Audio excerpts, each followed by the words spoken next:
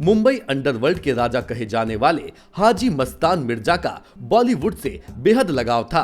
मुंबई के पुराने लोग बताते हैं कि हाजी मस्तान बॉलीवुड अभिनेत्री मधुबाला का दीवाना था। वह उससे शादी करना चाहता था, मगर हालात के चलते ऐसा नहीं हो सका। फिर मधुबाला जैसी दिखने वाली फिल्म अभिनेत्री सोना मस्तान उनको भा गई और उसी के साथ मस्तान ने शादी की। मस्तान ने सोना के लिए कई फिल्मों में पैसा लगाया, लेकिन उनकी फिल्में नहीं चल सकी।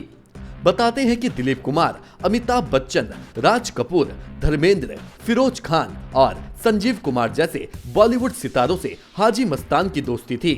कई बड़ी बॉलीवुड हस्तियां अक्सर उनके बंगले पर दिखाई देती थी। मुंबई में हाजी मस्तान मिर्जा का नाम इतना बड़ा बन चुका था कि पुलिस और कानून उसके लिए कोई मायने नहीं रखता था। 1974 में जब पुलिस ने पहली बार हाजी मस्तान को गिरफ्तार किया तो उसे एक वीआईपी की तरह तमाम सुविधाएं दी गई थी। उसे हवालात में न रखकर एक बंगले में नजरबंद रखा गया था। खाने के लिए बेहतरीन इंतजाम किए गए थे। उसकी खातिरदारी के लिए हर उस जरूरत का ख्याल रखा गया था जिसकी मस्तान को चाह थी। पुलिस वाले भी उसे सलाम करते थे। मस्तान भी पुलिस वालों के काम आता था।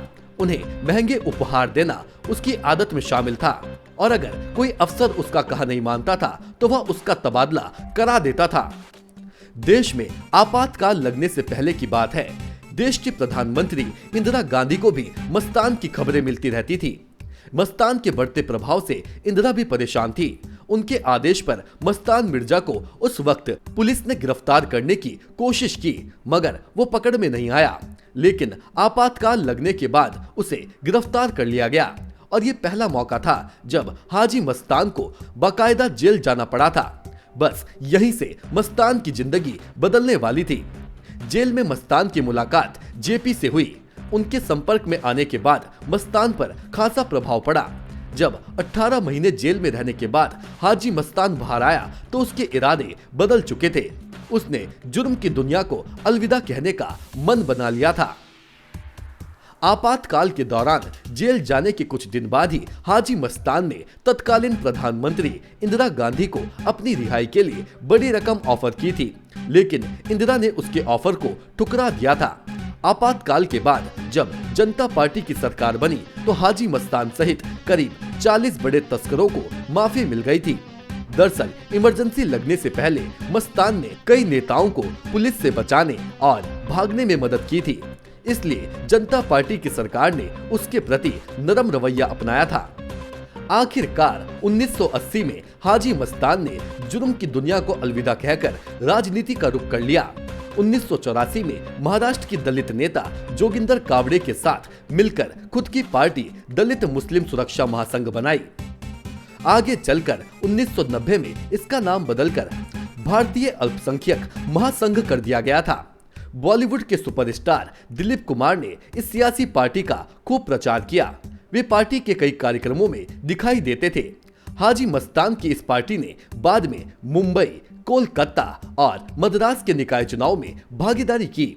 बताया जाता है कि चुनाव में भले ही पार्टी को कामयाबी नहीं मिली, लेकिन इस चुनाव में काले धन का जमकर इस्तेमाल हुआ था।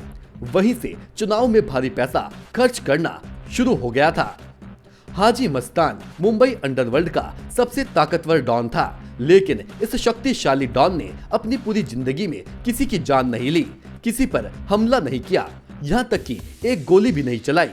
बावजूद इसके हाजी मस्तान जुर्म की काली दुनिया में सबसे बड़ा नाम था। उस दौर में उसके नाम की तूती मुंबई ही नहीं बल्कि पूरे महाराष्ट्र में बोलती थी। हाजी मस्तान जिंदगी भर मुंबई में लोगों की मदद भी करता रहा। उसने अपना आखिरी वक्त अपने परिवार के साथ बिताया, जिसमें पत्नी और उसका गोदलिया बेटा शामिल था। और 1994 में हार्ट अटैक से हाजी मस्तान की मौत हुई थी। आज भी मुंबई में उसके किस्से सुनने को मिल जाते हैं। Bureau report, nation one.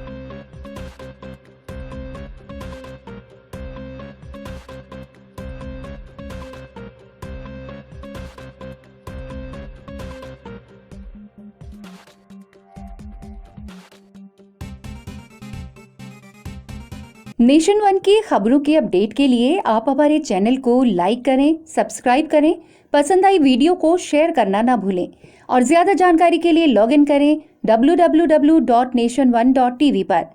अधिक जानकारी के लिए आप हमें ट्विटर, फेसबुक पर भी फॉलो कर सकते हैं। तो खबरों की ज्यादा जानकारी के लिए बने रहें नेशन वन के साथ।